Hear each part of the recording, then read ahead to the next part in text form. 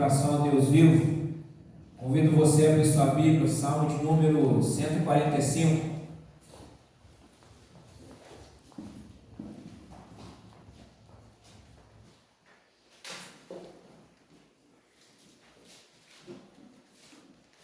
Salmo 145.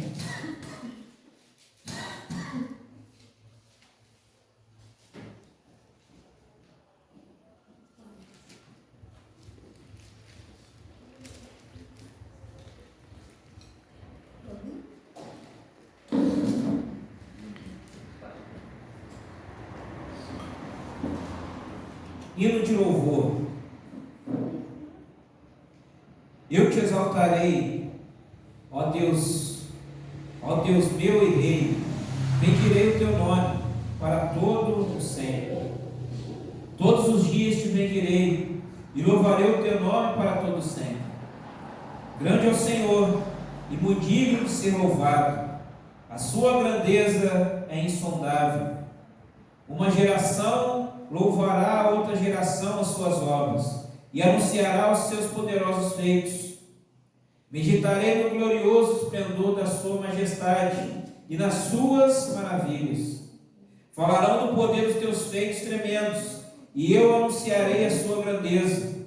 Divulgarão a memória da tua imensa bondade, e com júbilo celebrarão a tua justiça. Bondoso e compassivo é o Senhor, tardio em irar-se e grande em misericórdia. O Senhor é bom para todos, e as suas misericórdias permeiam todas as suas obras. Todas as suas obras te renderão graças, Senhor, e os teus santos te bendirão. Falarão agora do teu reino e confessarão o teu poder, para que os filhos dos homens conheçam os teus feitos poderosos e a glória da majestade do teu reino. O teu reino é um reino eterno, e o teu domínio subsiste por todas as gerações. O Senhor é fiel para com todas as suas palavras, e o santo em todas as suas obras. O Senhor sustém os que vacilam e levanta todos os que estão prostrados. Em ti esperam os olhos de todos, e tu, a seu tempo, lhe dá o alimento. Abres mão e satisfazes os desejos de todos os viventes. Essa é a palavra do Senhor nessa abertura, meu irmão, minha irmã. Esse hino de exaltação, esse hino de louvor ao Senhor. Um hino onde o salmista fala que nós, como filhos, como os servos, exaltaremos os grandes feitos do nosso Deus. Eu tenho certeza que se eu te der uma oportunidade para falar algo que Deus fez na sua vida, você não vai falar somente uma coisa, você vai ter alguns argumentos para exaltar os grandes feitos do Senhor na sua vida. Tenho certeza que você vai ter, no momento que você vai estar falando dos grandes feitos do Senhor na sua vida, você vai estar se lembrando de testemunhos de pessoas próximas, dos grandes feitos do Senhor na vida delas. E aí você vai estar se lembrando da própria Escritura, onde você vai se lembrar dos grandes feitos do Senhor para com o seu povo, para com aqueles que foram fiéis. Esse é o Deus que nós nos reunimos. Um Deus que vela por nós, um Deus que cumpre sua palavra, um Deus que é fiel, um Deus majestoso, um Deus grandioso, um Deus, conforme diz o verso 13, onde o reino é eterno, um reino eterno, de um Deus eterno, para nós que somos finitos, mas que estamos galgando a nossa salvação, para também sermos eternos, vivendo nesse reino eterno. E é no nome desse Deus poderoso que nós nos reunimos. E eu te convido nessa hora a fechar seus olhos e consagrar sua vida a Ele, a prestar o seu culto a Ele, a apresentar a sua vida ao Senhor, a esse Deus eterno, apresentar todo o seu ser, falar com Ele: ó Deus Santo, eu estou aqui porque eu ouvi a sua voz, eu ouvi a voz do bom pastor, eu quero me render, eu quero me entregar, eu quero me prostrar. Fala com o Senhor nessa hora, meu querido, em nome de Jesus.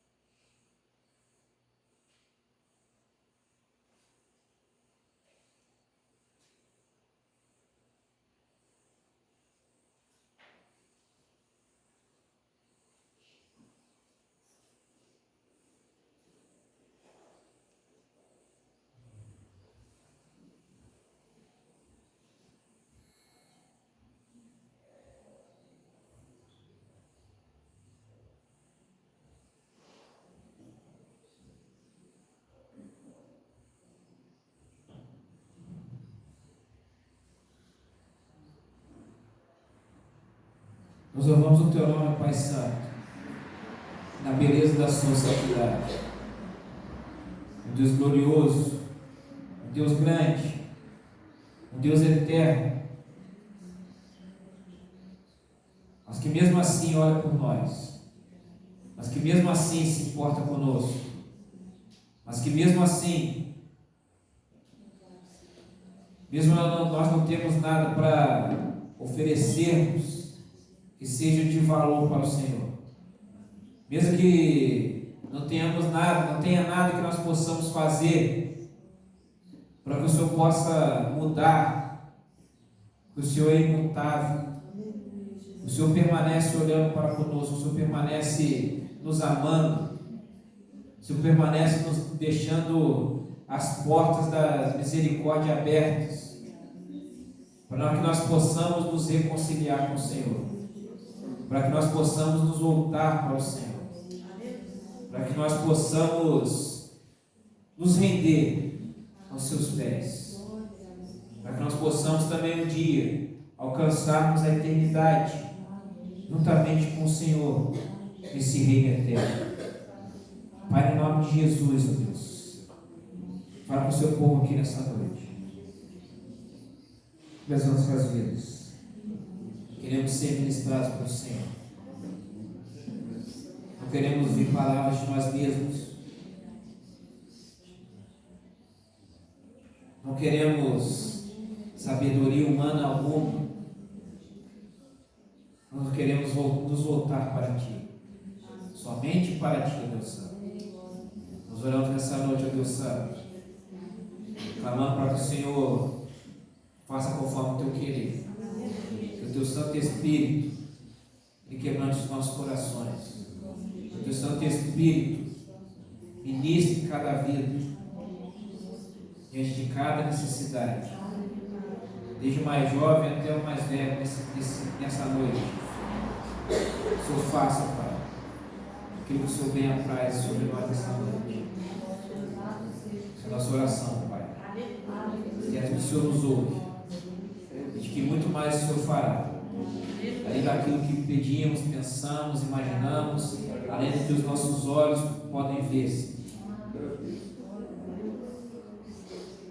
Nós te agradecemos por essa oportunidade, Pai, e queremos agarrá-la,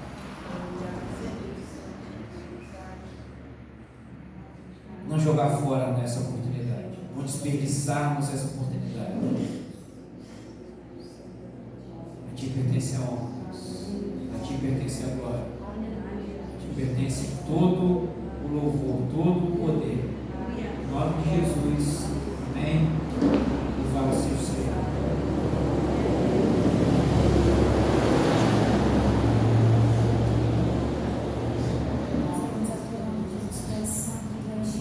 Toda adoração, toda exaltação, toda honra, toda glória dada somente a Ti. Adore ao Senhor nessa noite, exalte a Ele, agradeça ao Senhor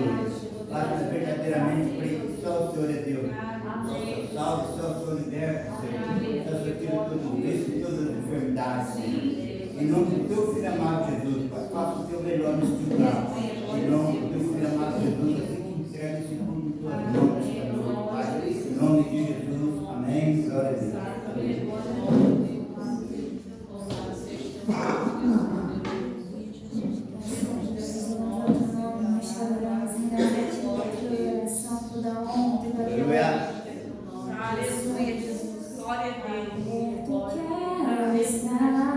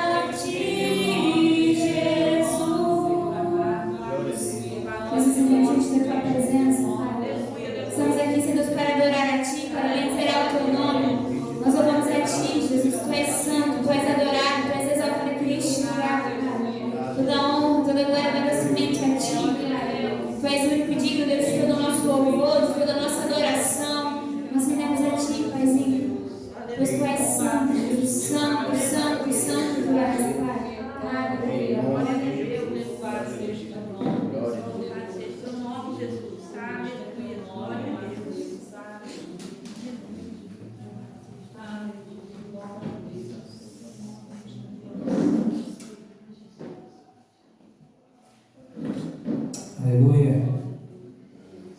Vamos abrir, meus irmãos, a carta de Paulo aos Efésios, capítulo 1.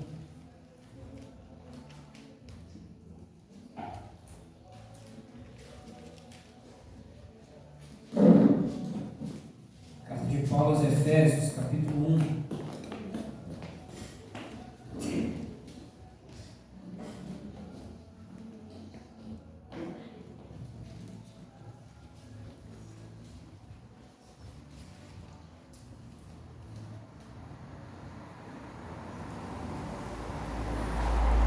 A partir do verso de número 7, diz a palavra do Senhor: Nele temos redenção, pelo seu sangue, a remissão dos pecados, segundo a riqueza da sua graça, que Deus derramou abundantemente sobre nós em toda sabedoria e entendimento. Ele nos revelou o mistério da sua vontade, segundo o seu propósito, que se apresentou em Cristo, de fazer convergir nele, na dispensação da plenitude dos tempos, todas as coisas, tanto as do céu como as da terra. Em Cristo fomos também feitos herança, predestinados segundo o propósito daquele que faz todas as coisas conforme o conselho da sua vontade, a fim de sermos para o louvor da sua glória, nós, os que de antemão esperamos em Cristo. Nele também vocês, depois que ouviram a palavra da verdade, o evangelho da salvação, tendo nele também crido, receberão o selo do Espírito Santo da promessa. O Espírito é o penhor da nossa herança, até o resgate da sua propriedade, em louvor da sua glória. Pai Santo, nós queremos te louvar e queremos te agradecer pela sua palavra. Sua palavra que é viva, sua palavra que é eficaz, sua palavra que nos limpou. Que na noite de hoje, Deus Santo, ela encontre morada nos nossos corações. Que a semente do seu evangelho está sendo lançada aqui nessa noite. Encontre a boa nos nossos corações. Encontre em nossos corações boa terra, para que ela possa prosperar. Nós oramos, ó Deus, e queremos ouvir a sua voz. Fala conosco, Pai. No nome de Jesus. Amém. Pode se sentar, meus irmãos.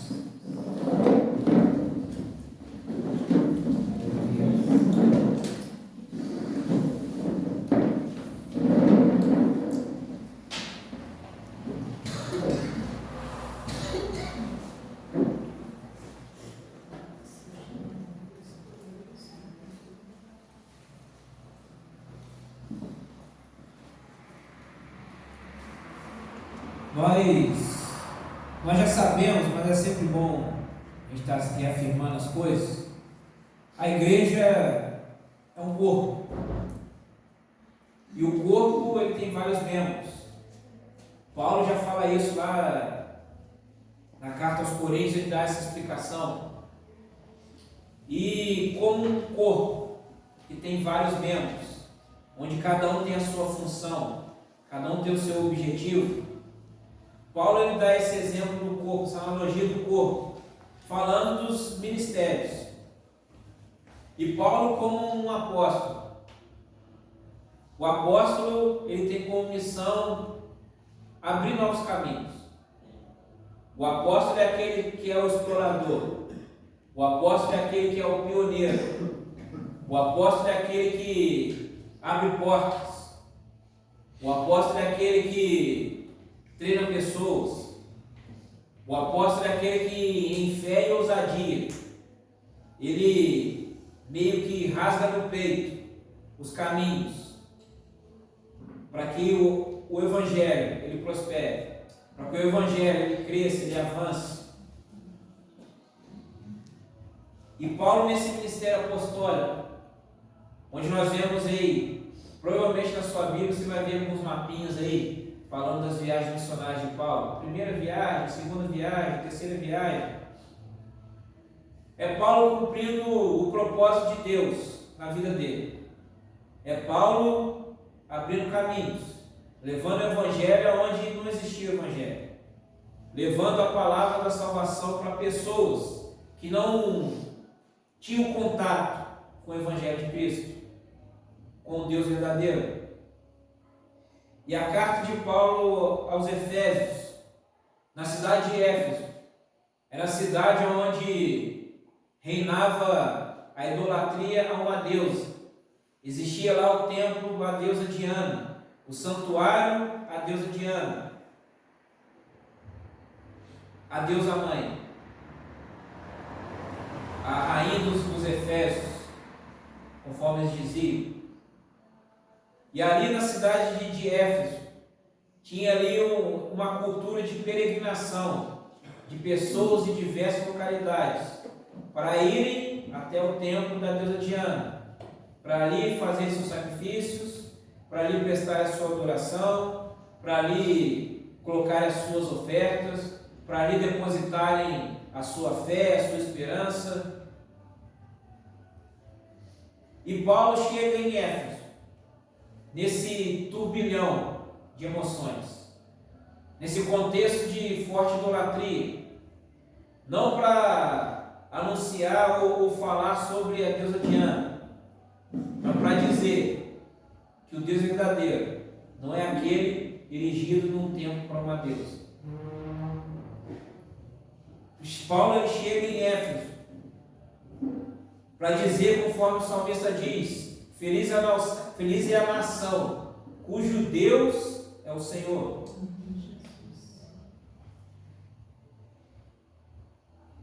E para essa abordagem, Paulo ele chega com fundamentos espirituais, fundamentos que são base para a nossa crença no Evangelho, e também são base para que as pessoas alcancem a salvação, para que as pessoas voltem o seu olhar para Jesus.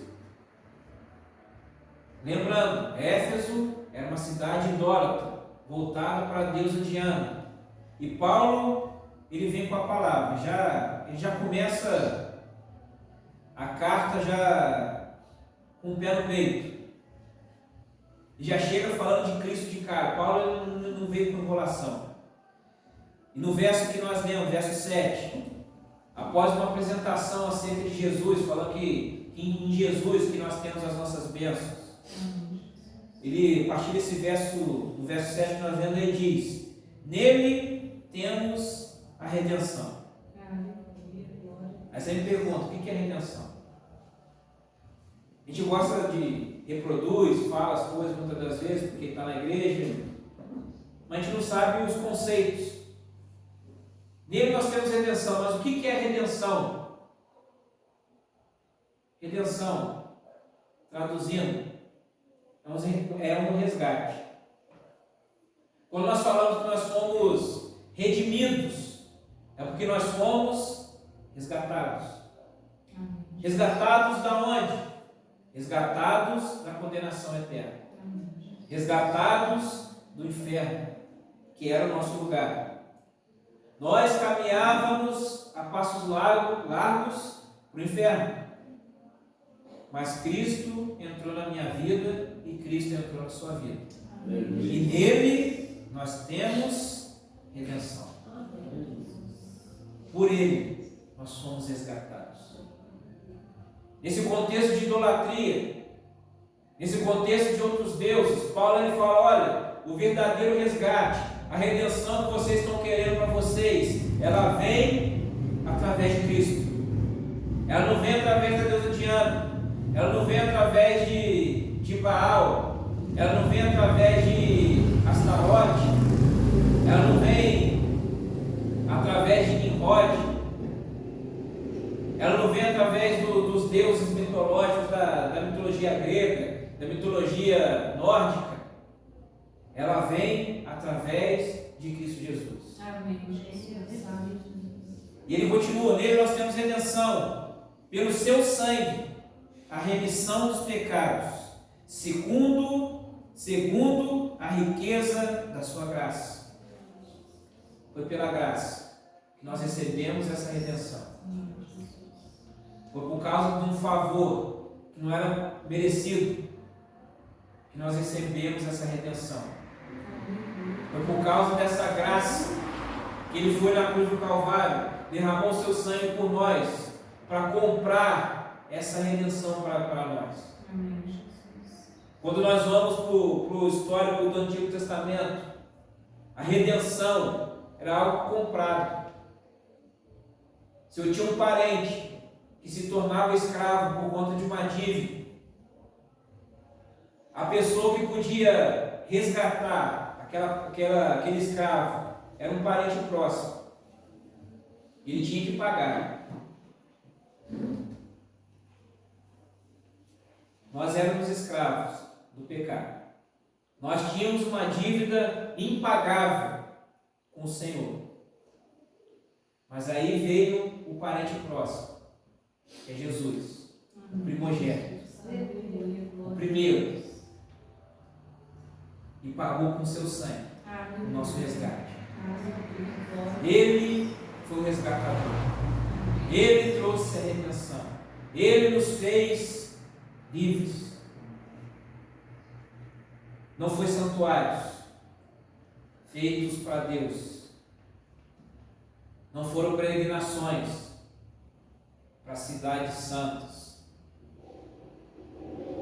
Não foram sacrifícios vãos. Não foi subir de joelhos escadarias. Não foi caminhadas descalço por milhares de quilômetros. Não foi chicotadas nas costas, autoflagelamento. Foi o sacrifício de Cristo que fez com que nós, de novo, tivéssemos essa esperança com o Senhor. O sacrifício de Cristo que fez com que nós, de novo, tivéssemos a comunhão com o Pai. Pelo sangue de Cristo, a remissão dos pecados, o perdão dos pecados. Tudo foi apagado, tudo foi riscado. Por isso que ele diz que Jesus, ele riscou a cédula, a nota promissória, a dívida que era contra mim e contra você. Ele aniquilou, cravou na cruz, botou o carimbo lá. Está pago.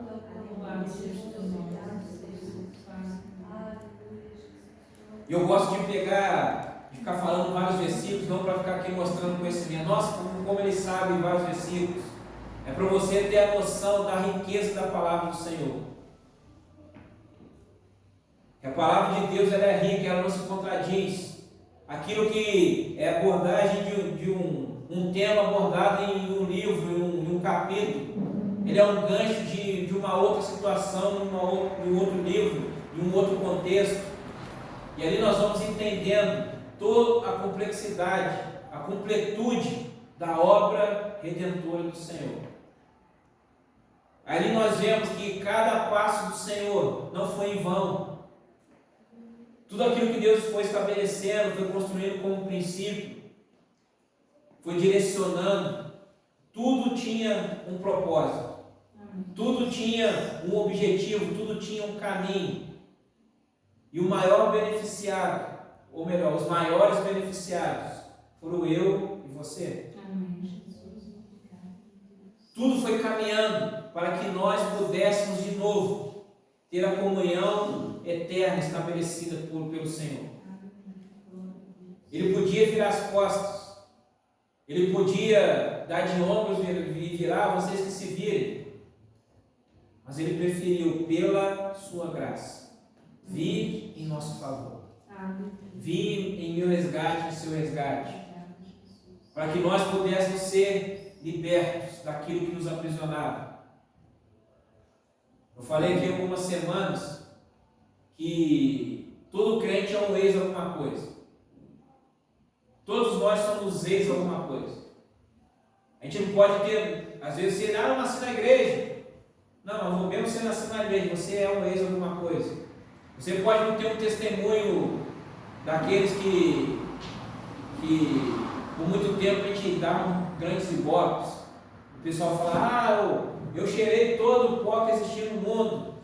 Eu fundei o cartel de Medellín.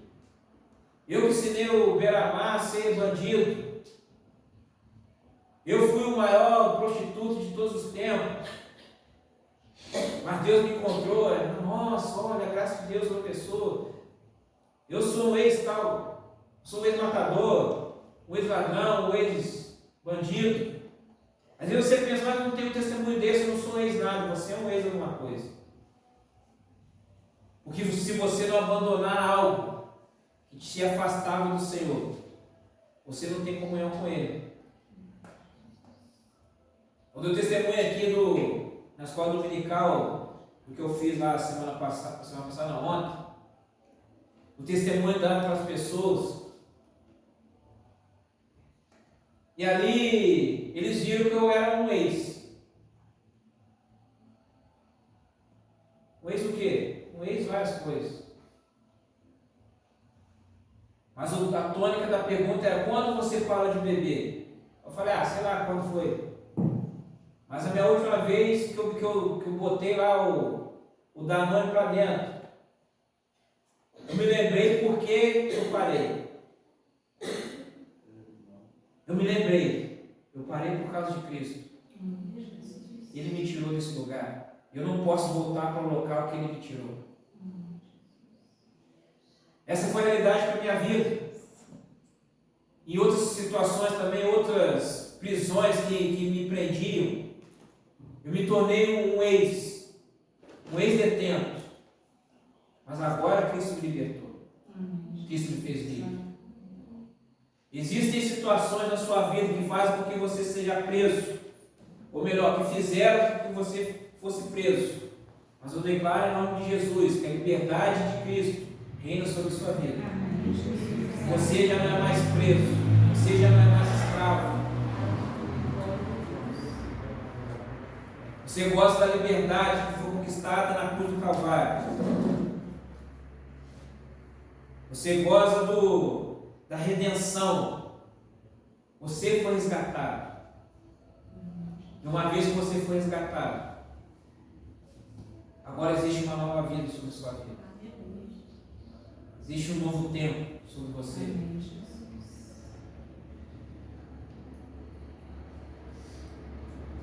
Verso 8.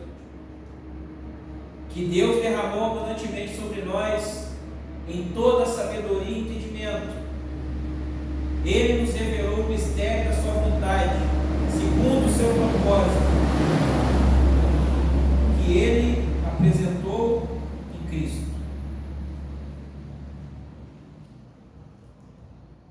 No nosso meio, principalmente no meio pentecostal, tem muita questão do mistério. Olha o mistério de Jeová, e mistério para lá, mistério para cá.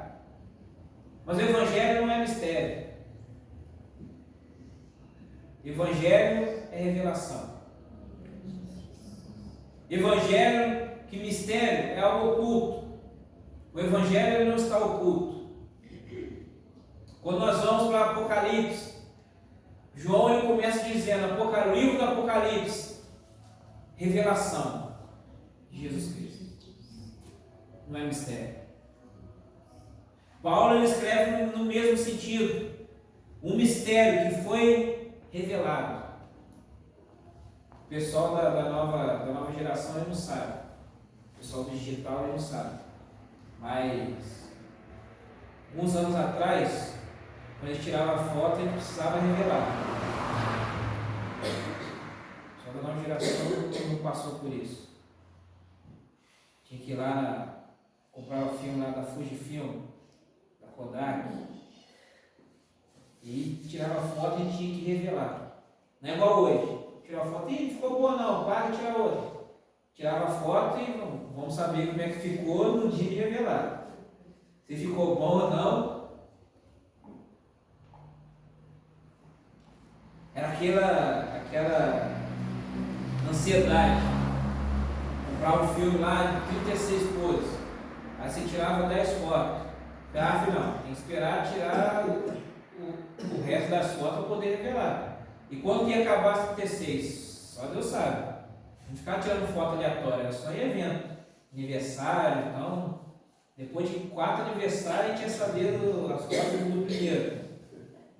Era ansiedade para que fosse revelado aquilo que a gente estava esperando. Ansiedade para que fosse revelado aquilo que estava no nosso imaginário. As pessoas iam para os templos. As pessoas iam buscar em outros deuses essa revelação, esse anseio dos seus corações. Mas quem trouxe a revelação foi o Senhor, através de Jesus Cristo. O mistério revelado, o propósito que foi apresentado foi na pessoa de Jesus Cristo. Tudo se cumpriu nele. Tudo aquilo que nós esperamos está nele. Todo o nosso anseio está nele. Tudo aquilo que eu tenho por sonho, tudo aquilo que eu tenho por esperança, tudo aquilo que eu tenho para mudança está nele. Não existe outro caminho. Nós queremos criar alguns subterfúgios para a nossa alma. Nós queremos curar um tiro de canhão com band-aid. Como que eu faço isso? Quando eu quero buscar as soluções dos meus problemas em outras coisas que não o Senhor. Quando eu quero curar a minha depressão, afogar as minhas mágoas, ouvindo uma sofrência,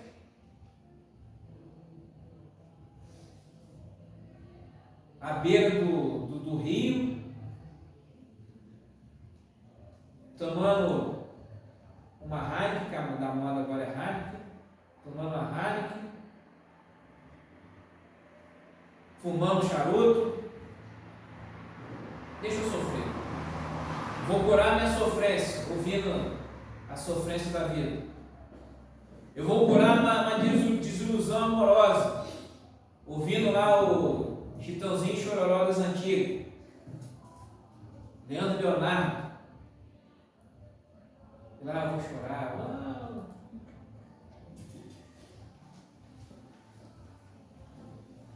Eu vou curar uma raiva, um sentimento de raiva que está no meu coração, para não matar alguém. Eu preciso de uma coisa para relaxar. Aí eu vou acender lá a erva do mal. Eu preciso relaxar. Aí eu vou buscando subterfúgio em situações. Eu preciso de remédio controlado. E eu vou buscando respostas. Eu preciso de respostas. Eu vou buscar a resposta nos astros. O que dizem os astros? O que diz as cartas? Vou consultar aqui a mesa branca. Vou tocar um tambor. Vou buscando soluções que vão só nos afundando. Mas o mistério já foi revelado. Ele está em Cristo. Esse mistério está acessível a todos. O mistério foi revelado em Cristo, mas ele está tão distante. Não, ele não está distante. Jesus, ele está a uma oração de distância. No momento que você se voltar para ele, ele vai ouvir a sua voz. Deus, como é que eu sei que tenho essa certeza? Eu creio pela palavra. A palavra diz isso. Eu creio pela experiência. Por que eu falei palavra primeiro, não experiência primeiro? Porque a experiência ela nunca sobrepõe a palavra. Primeiro pela palavra. Se a palavra diz, eu posso ir e ter experiência. A palavra garante que está perto de nós. A palavra garante que ele ouve a nosso coração. A palavra garante que aquele que vai com o coração quebrantado, ele vai ouvir, ele vai se voltar. Cristo Jesus, a esperança da glória. Verso 10. De fazer convergir nele que é em Cristo, na dispensação da plenitude dos tempos, todas as coisas, tanto no céu como na terra. Em Cristo, fomos feitos também herança, predestinados segundo o propósito daquele que faz todas as coisas conforme o conselho da sua vontade.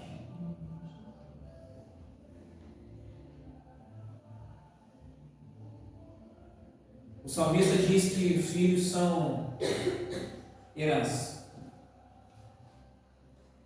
E através de Cristo Jesus nós somos feitos filhos. João, seu Evangelho, diz a todos quantos o receberam, Deus o poder de serem feitos filhos de Deus. Amém, Jesus.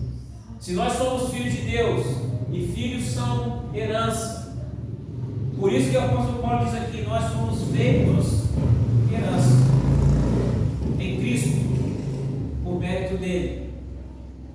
Ele se despiu da sua glória, ele deixou de ser exclusivo, ele deixou de ser o único, para se tornar o primeiro. Que diferença isso faz? Faz toda a diferença. Agora eu não sou mais o exclusivo, agora eu não sou mais o único filhinho do papai. Eu abro mão de tudo que eu tenho. Ele abriu mão de tudo que ele tinha, para que você também pudesse entrar para a família. Amém, Jesus.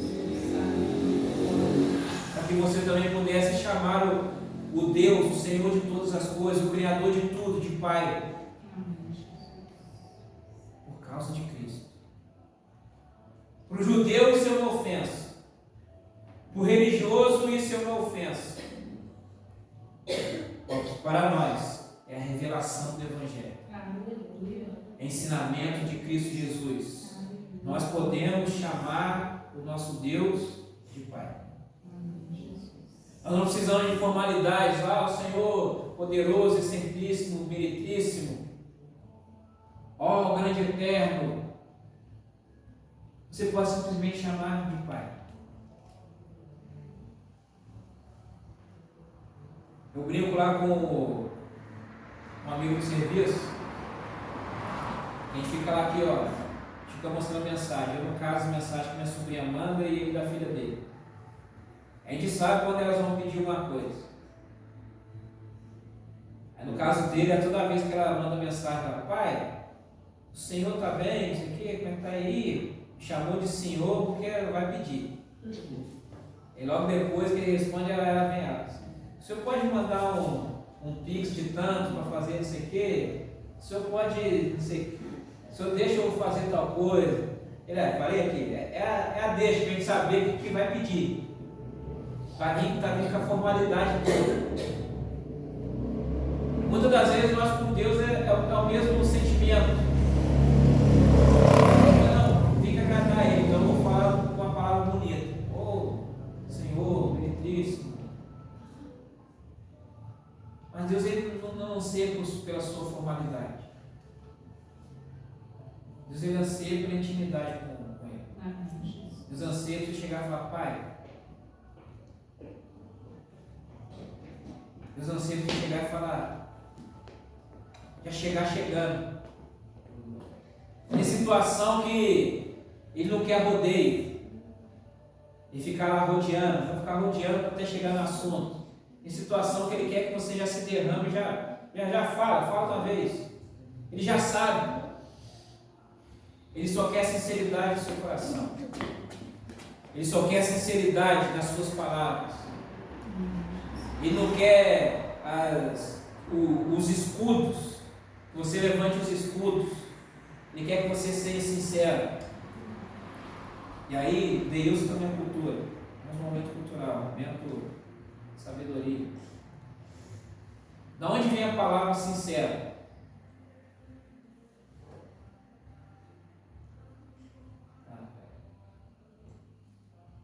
A Steph não está mais aqui, ela ia saber. A origem da linguagem das palavras.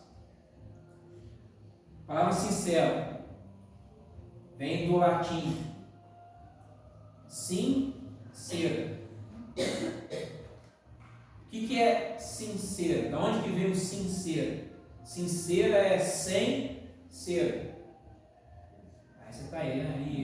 E agora não entendi. E da onde dá o sem ser? O sem ser vem da arte dos oleiros. Que quando ele estava fazendo, os oleiros estavam fazendo o vaso. É comum o vaso quebrar, o vaso rachar. Mas o que ele faz? Para não ter que quebrar tudo. Dá uma lixadinha ali, passa uma resinazinha, na época era uma cera, passava uma cerazinha, e lixava e tal, pô, lindo. Aqui, ó. Mas esse estava com cera.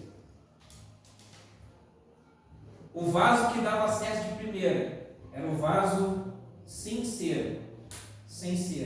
E esses eram os vasos mais caros. As pessoas iam comprar o vaso. Que vaso? Você vaso aí? Não, esse é mais caro, porque esse é sem cera. Ele é íntegro. Ele não foi remendado, ele não tem uma cera para esconder um defeito. Daí que vem a palavra sincera. Você ir sem esconder os seus defeitos. Para você ir sem esconder as suas falhas. Deus, Ele quer que nós nos acheguemos a Ele em sinceridade. Sem esconder as nossas falhas. Até porque nós não conseguimos esconder nada dele.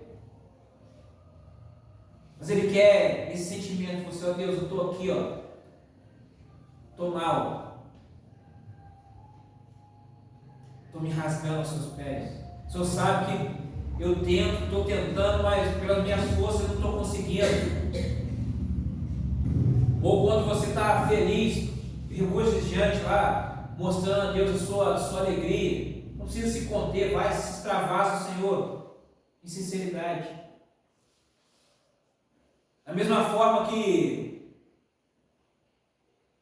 você celebra a vitória do seu time no estádio, no jogo. Quando você foi no Maracanã lá, você foi outra pessoa, e você viu que, caramba, eu esqueci de falar com você, mas eu tenho certeza que eu estou narrando algo que aconteceu com você. Um sentimento de euforia, de estar vazando alguma coisa, você pensou, caramba, não fez na vida. O estádio de futebol é capaz de proporcionar isso dentro de nós. Você colocar para fora um sentimento de, caramba, eu nem sabia que eu tinha esse sentimento todo. É você sendo sincero. No momento de alegria, ou no momento de raiva também, quando o seu time não faz o que você está esperando. Na presença do Deus soberano, na presença do seu Pai. É dessa mesma forma que Ele quer que você se jogue, se expresse através dele. Seja no momento de júbilo, seja no momento da tristeza, seja no momento do luto, ou seja no momento do triunfo, em sinceridade, derramando o seu coração.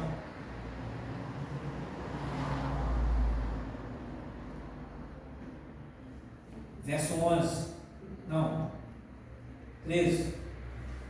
Nele também, melhor 12,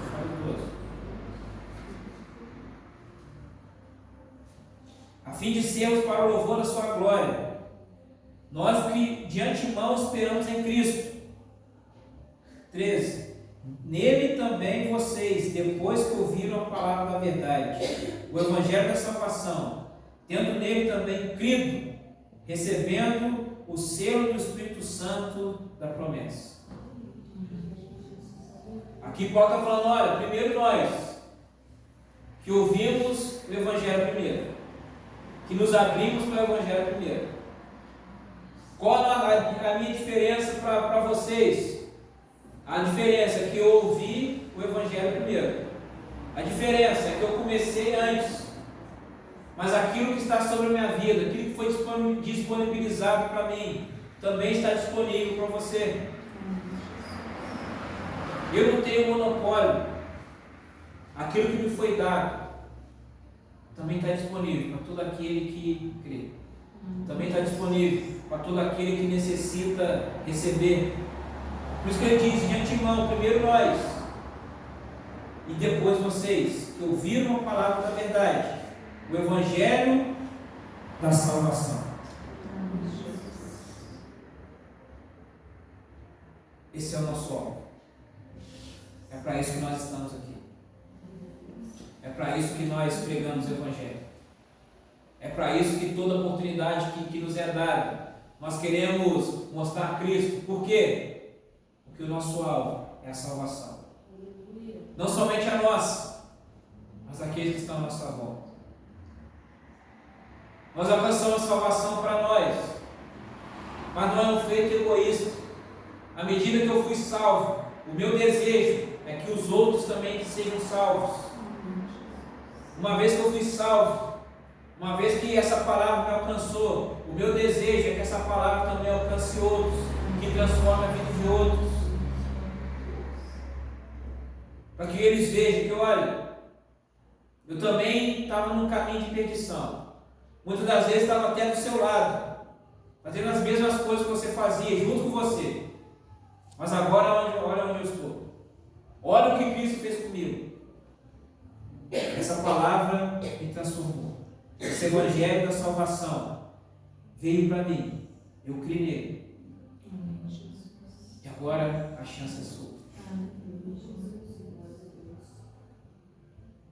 O Juliano Som, no Livros para Adorar, uns anos atrás eles lançaram um álbum que chamava Para que Outros Possam Viver. E a música que ela tem desse álbum não era somente uma música, era uma ministração. Ele falava: para que outros possam viver, é preciso morrer. E esse sentido do morrer não é o morrer literal. Então eu vou aqui dar uma facada no meu peito, vou cortar os meus pulsos. Não é isso. É morrer para as nossas próprias vontades. É morrer para os nossos próprios interesses. É morrer para as vontades da carne. Colocando o interesse dos outros em primeiro lugar. Colocando o interesse da salvação em primeiro lugar. Para que outros possam viver. Eu vou abrir mão daquilo que me apraz, daquilo que me satisfaz. Abrir mão do meu conforto. Para que ele também tenha o gozo eterno, como eu vou ter no futuro. Para que outros possam viver. Eu preciso pegar minha cruz e seguir a Cristo. Negar a mim mesmo e seguir a Cristo. Para que outros possam viver. Eu não vou ativar minha fé quando chegar na igreja aqui e lançar, vamos na campanha dos 7 mergulhos de Naamã, campanha dos 7 passos da prosperidade, a campanha dos 7 propósitos da cura, a campanha do vale do sal que expulsa os demônios.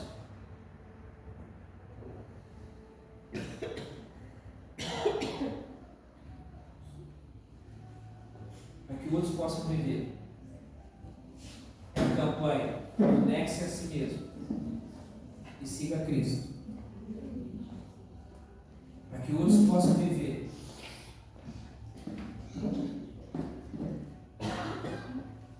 É o Evangelho de eu ofertar, não esperando receber nada em troca.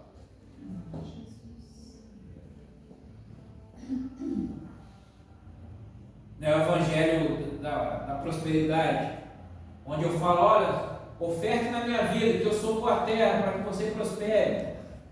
Não. É o Evangelho onde eu faço, não para receber algo, mas porque Cristo me transformou. Amém, Jesus. O Evangelho que eu faço não para ser salvo, mas porque eu sou salvo, eu o faço. E aqui ele diz: receberam o selo do Espírito Santo da promessa. O Espírito Santo, que é a sua voz, aquela voz interior. O Espírito Santo, que é aquela voz que você pensa: nossa, estou com um sentimento dentro de mim, parece que alguma coisa falou aqui. É o Espírito Santo. Você o recebeu. Ele mora dentro de você. Ele é a promessa do Senhor. E termina: o Espírito é o penhor da nossa herança, até o resgate da sua propriedade, em louvor da sua glória. O Espírito é o que nos garante fiéis até o dia, o grande dia do Senhor. Esse resgate da sua propriedade, ele está falando do arrebatamento. Ele está falando do dia que o Senhor Jesus vier nos buscar. E quem vai ser aquele que vai nos guardar? Quem vai ser aquele que vai manter os nossos corações aquecidos? Quem vai ser aquele que vai nos guardar o nosso olhar no Senhor? É o Espírito Santo. Aquele que você recebeu. Aquele que você tem. Aquele que foi derramado sobre a sua vida no dia que você foi batizado. No dia que você falou: receba o Senhor Jesus como meu Senhor e Salvador. No dia que você passou pelas águas do batismo, o Espírito Santo, ele já veio sobre a sua vida. Você já foi revestido com esse selo.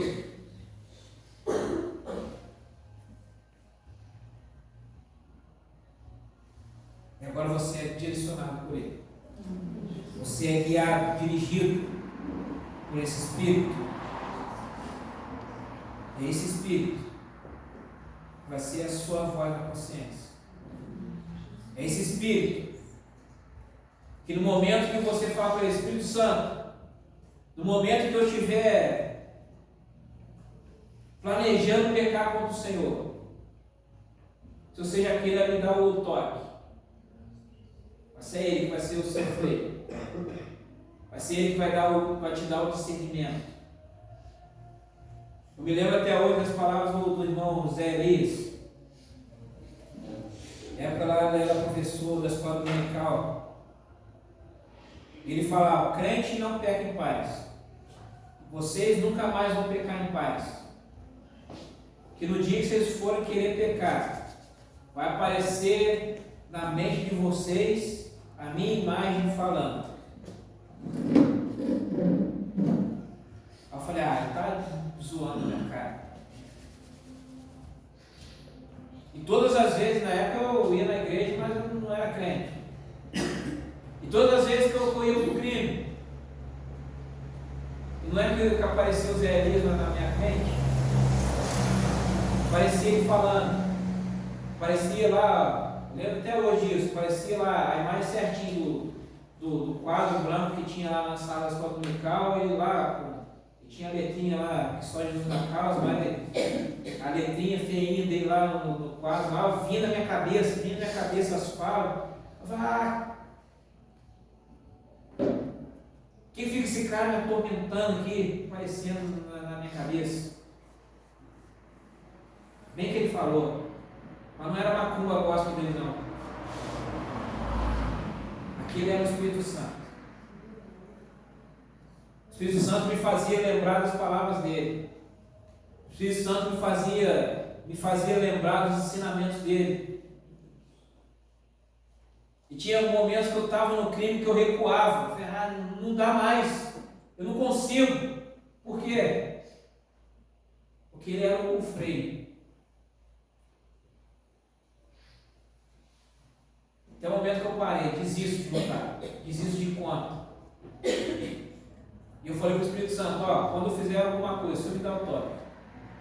Eu não vou fazer mais as coisas com a intenção igual eu fazia no passado. Mas eu sou ser humano. Me ajude a não errar. Essa foi a oração que eu fiz para o Espírito Santo alguns anos atrás. Por conta de entender que eu fui resgatado que Jesus pagou o preço. E Ele cumpriu sua promessa deixando o Espírito Santo.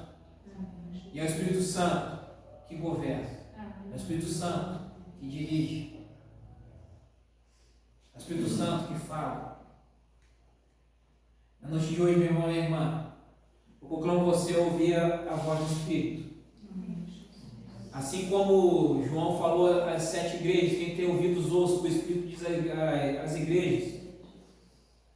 O Espírito Santo ele fala no seu coração. O Espírito Santo ele fala na sua vida.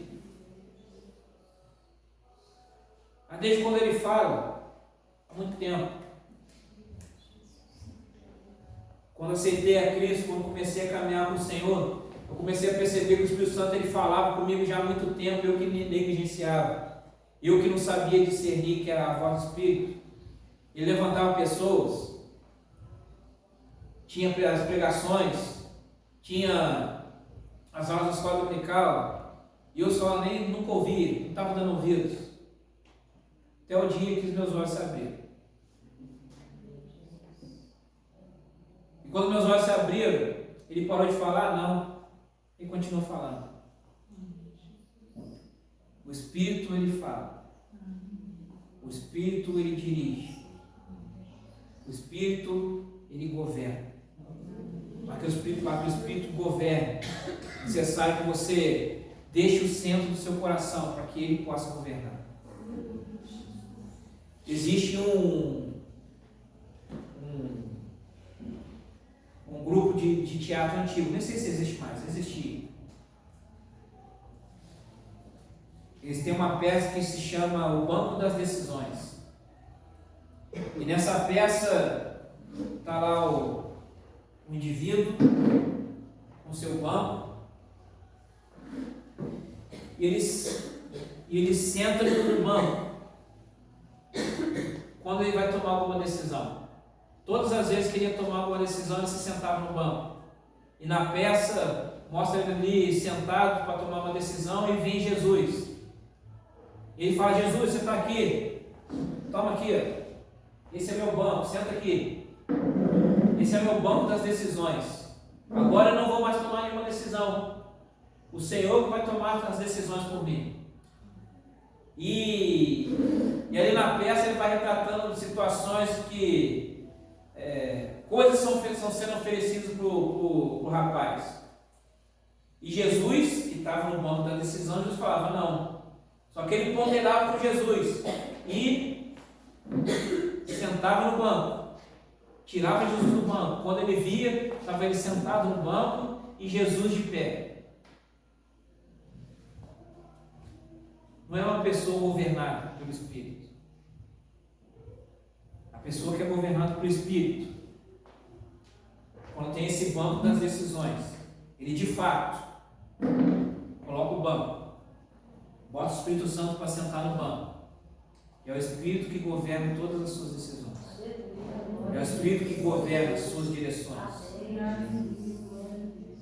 É o Espírito que o guia.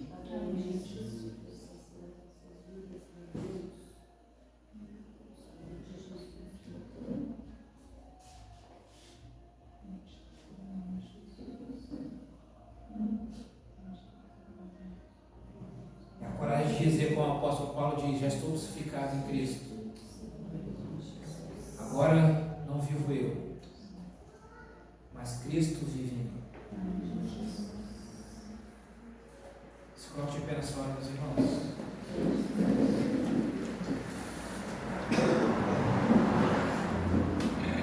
Você é livre. Você é livre. Nós começamos hoje a tônica, desde a escola dominical até agora, falando essa frase: nós somos livres. O Evangelho é liberdade. No Evangelho você é livre até para pecar. Aí você regala seus olhos: como assim? Sou livre até para pecar? Você é livre até para pecar. Mas existem as consequências dos seus atos. Existem as consequências do pecado. Romanos diz: o salário do pecado é a morte. Mas o dom gratuito de Deus é a vida eterna. Você é livre. Antes você só tinha uma decisão: pecar, pecar, pecar e ser condenado. Mas agora o Evangelho nos alcançou. Nós temos a opção de pecar, pecar e irmos para o inferno, ou deixarmos de pecar, escolhermos não pecar, sermos dirigidos pelo Espírito Santo, pelo Senhor, e irmos para a vida eterna. O Evangelho é liberdade. O Evangelho dá a opção de escolher. Ao contrário do que o mundo diz: o Evangelho é prisão, o Evangelho é você colocar um cabresto, no Evangelho você não tem outro caminho. De fato, no Evangelho só temos um caminho, que é Jesus. Mas Ele te dá essa oportunidade, essa chance de você querer continuar na vida que você tem, ou mudar de vida, de continuar indo para o buraco, descendo o tobogã, ou ir para a glória eterna. Essa é a liberdade do Evangelho. É isso que nós pegamos. Eu não estou falando aqui de uma resenha acadêmica. Eu não estou falando aqui de algo da minha cabeça. Eu não estou falando aqui de uma filosofia aristotélica, socratiana. Eu estou falando aqui do Evangelho da verdade. E conforme diz o apóstolo Paulo, não consistia de palavras persuasivas, mas de poder de Deus. Esse poder de Deus é manifesto no Espírito Santo que nos foi dado. Nós vamos encerrar nessa hora. Nós vamos orar. Para que arda no seu coração esse desejo de obedecer ao Senhor. Que arda no seu coração esse desejo de se voltar para Ele. Que arda no seu coração esse desejo de gozar da liberdade conquistada por Cristo. Sair das amarras do pecado, sair das amarras que te prendem, sair da opressão do inimigo e viver a leveza do Evangelho. Deus Santo, aqui está a sua igreja, aqui está o seu povo, aqui estão aqueles que hão de herdar a salvação. Ora nessa noite, Deus Santo, para que o nosso olhar se volte somente para o Senhor. Ora nessa noite, Deus Santo, para que cada um aqui nessa noite, Deus Santo, não deixe que a frieza abata o seu ser. Não permita, ó Deus, que os dilemas do porvir abatam, Deus, a fé, a razão da sua esperança. Que o dia a dia, a rotina, a aparente apatia, a aparente sensação de que nada está acontecendo, a aparente sensação de que o Senhor não está se movimentando, que o Senhor não está fazendo, a aparente sensação de que o Senhor não está ouvindo, que isso não seja razão para que a nossa fé retroceda, que isso não seja razão para que os nossos corações, que a chama dos nossos corações se apague. Assim como o Senhor diz lá em Tessalonicenses, não extinguais o Espírito. Nós estamos aqui nessa noite para reacender a chama do Espírito dos nossos corações. Esse Espírito que nos foi dado. Esse Espírito que mora dentro de nós e que nos dirige. Que a voz do Espírito Santo seja a voz mais alta que a nossa voz interior, na minha vida, na vida dos meus irmãos, na vida daqueles que estão me ouvindo, na vida daqueles que hão de ouvir, na vida daqueles que serão alcançados por essa palavra, e que traga libertação, Senhor. Libertação, Deus, das amarras que nos prendem, libertação, Deus Santo, dos vícios, libertação, Deus Santo, dos pecados ocultos, libertação, Deus Santo, de práticas que para nós são corriqueiras, mas são constituem pecados contra o Senhor. Que o Senhor abra o nosso entendimento, para que possamos caminhar, ó Pai, em santidade. Para que possamos caminhar, ó Deus Santo, em retidão e sinceridade, e vivermos esse reino eterno.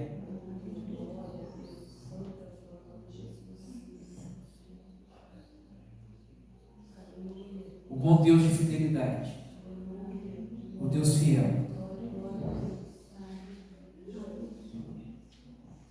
O Senhor nos leve para os nossos lares nessa noite, Pai Santo, sob a sua proteção, sob o seu cuidado. O Senhor continua a ministrar nos corações aqui nessa noite, no nosso interior, nos nossos lares, no nosso secreto. O Senhor continue a falar que aquilo que foi a limitação humana não alcançou. O Senhor fale aos corações, ó Pai, durante esse tempo. E que nos reunimos, ó Pai, venhamos a nos reunir na próxima quinta-feira, ó Deus Santo, celebrando a ceia do Senhor, celebrando o sacrifício, rememorando o sacrifício do Senhor, esse sacrifício que nos trouxe a salvação e nos dá esperança de que nós não estamos só, nos traz esperança de que suas promessas se cumprirão. Essa é a nossa oração nessa noite, Pai Santo. Em nome de Jesus, amém. Louvado seja Deus. Te abençoe, meu irmão, minha irmã, para a paz de Cristo Jesus. Que Ele te abençoe. Nós nos vemos na quinta-feira, em nome de Jesus.